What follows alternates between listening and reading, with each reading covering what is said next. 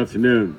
My name is Michael Lee. I am a community advocate with a particular focus on housing and homelessness. I'm here to represent the international anarchist community. The other day, we lost one of our very beloved comrades, Will, who made the decision to sacrifice his life and go on active service and attack an ICE detention center. Now with a fucking picket sign or a death march, he went there armed with a propane bomb, and before they assassinated him, he successfully burned one of their buses. It's a great loss to our community, to all peoples. But let his death be an inspiration to all of us. It's time for us to fucking get busy. There are two things that we have to recognize about this issue. Two main core things.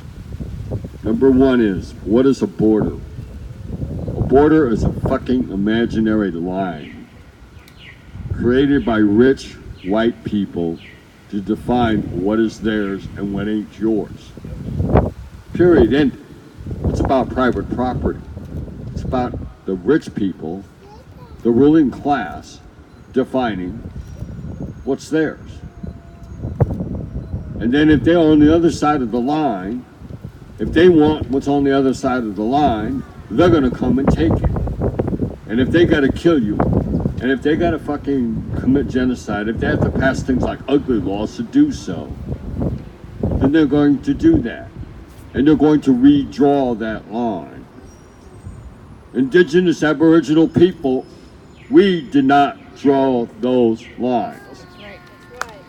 I dare anybody to show me where Aboriginal Indigenous people, specifically in North America, drew lines.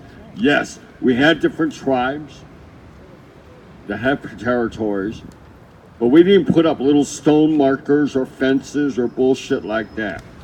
I've been down on the border in the middle of the night and watched La Migra. I've hit people. I've had guns pulled on me. I've had the Border Patrol beat my ass. Those are some brave people coming up from and running through those folks. Because now the ruling class has this clown up there that says it's okay to shoot people. And is out there actively encouraging armed white men who don't like any of us because we look different than them to kill us. That it's perfectly okay. And that's Southern Arizona for you. And that's been going on for a very, very long time. So when we talk about borders, we are talking about a fucking imaginary line that only benefits a few and not the many. It doesn't exist. In fact, you don't. If you've ever actually been down there, you don't even know the hell it's down there. I got a gun pulled on me because I was 5 feet on the other side of this imaginary line because I rolled off a freight train out in the middle of the desert. It was dark, and we were wandering around looking for some water, crossed this imaginary line, crossed back, and got guns pulled on us. Lights thrown in our eyes and guns pulled on us. We don't know what it's doing. The second thing that we have to understand is to make the connections. It's a treatment that's going on right now. It's nothing new. It's been going on for years. What we are witnessing right now is an escalation of policy in order to protect this imaginary line, in order to protect somebody's property.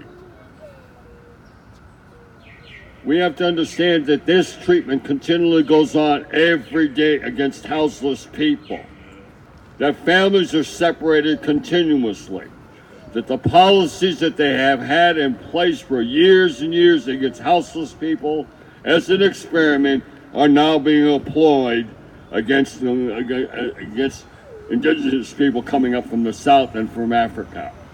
We have to truly understand that this is not living in a vacuum. Liberals and nice moral people who are well-meaning, and I love them to death, do not want to understand them, but we must understand that this is within context. We must understand the history of how they developed this tactic because that is the only way that we are going to beat them. We are not going to beat them with a picket sign. We are not going to beat them by marching up and down the street for miles on end. We are going to beat them by having a greater understanding of the issue and being willing to do whatever we need to do by any means necessary. Rest in power, Will. We will carry on your tradition. Thank you. And the powerful words. Thank you so much. The connections are everything.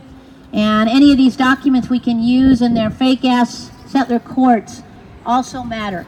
We're going to call a prayer circle, and I'll definitely has to be in honor, obviously, of Brother Will and all of our folks. So let's gather up. This is not a secular prayer. It's not for, the colonizer in the white people house, but it's for all of us. And I'm going to ask one of the youth scholars if they feel called to do a prayer. One of the youth scholars. Where's Zaire? You feel it? I always put Zaire on class.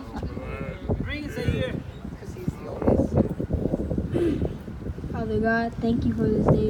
Thank you for waking us up. Forgive us for our sins we have committed knowingly and unknowingly, Father God.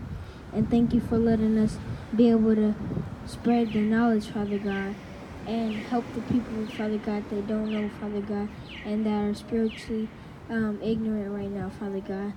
Let it go through them, Father God, and let them acknowledge us and say, hey, this is not right, what the government is doing, Father God. And Father God, thank you for all of us coming together and putting away our differences, differentness, and coming all together and making this event happen right now, Father God.